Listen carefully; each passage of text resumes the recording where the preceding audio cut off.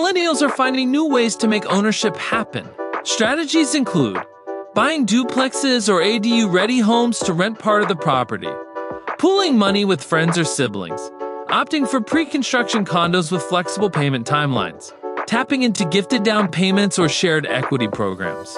And while California doesn't offer the same incentives as Canada's FHSA, tools like the California Dream for All Shared Appreciation Loan when available, and first-time buyer programs through the City of San Jose offer support. Real estate education is everywhere. This generation is informed and empowered. Millennials are listening to Real Estate Podcasts, following financial influencers on Instagram and YouTube, using mortgage calculators and spreadsheets to model every scenario, interviewing multiple agents and comparing reviews before choosing one. Having seen both the 2008 crash and recent market fluctuations, many are cautious and planning long-term.